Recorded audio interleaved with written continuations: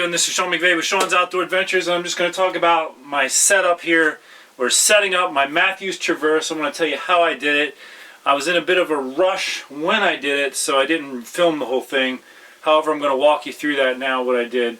The main thing was setting up the rest and getting that tuned in. So I just put on a QAD Ultra Rest HDX. I actually had a different one on, and that one was acting funny, so I put this one on.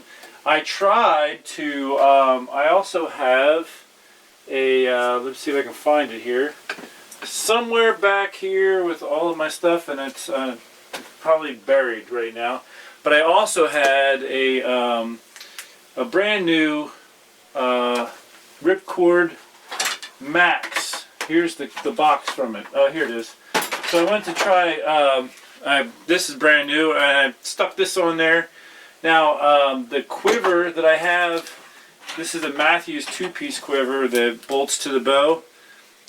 Where the arrows are, with how bulky this ripcord is, when it's bolted onto the bow, this was actually jammed up in the arrows, so this didn't work. I took it off.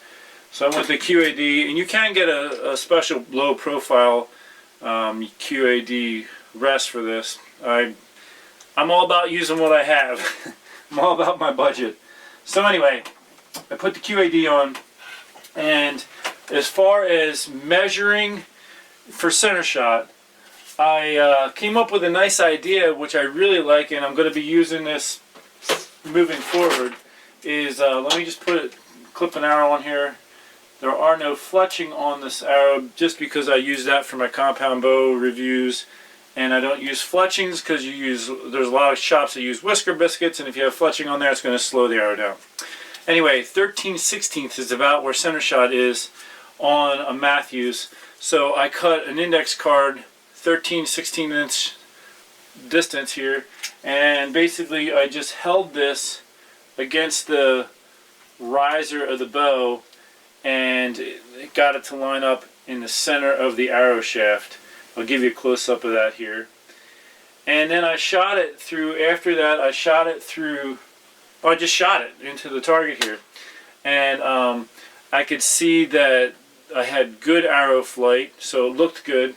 And I have a paper jig here that I set up, and I shot through paper.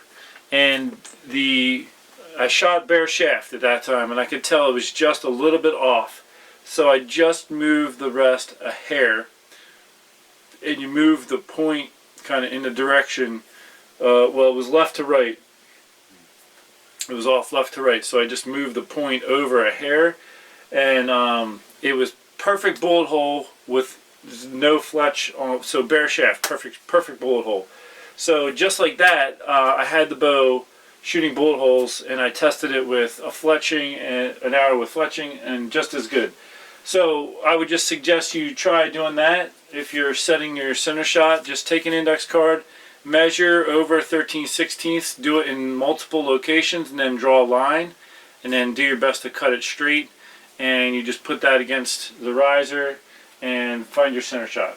So as far as my D-loop, now the instructions on a rest like this, they typically tell you to put it in, so that when it's in a down position, it's about 1/8 of an inch off of the shelf itself. So I simply did that.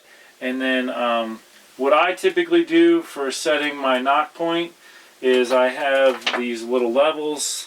They're pretty inexpensive. I can even put links for them in the description section of the video if you want. You just put one on there. I always hold this against the string here. I do not clamp it to the serving, because usually there's not enough serving, and then down at the bottom of the serving it's a little thicker because of that piece of serving that you're wrapping around, and that little difference is going to throw off your level. So I hold it gently against the string, and then I hold my rest in the upright position, and then I make sure that they're, that the knock point is on that way.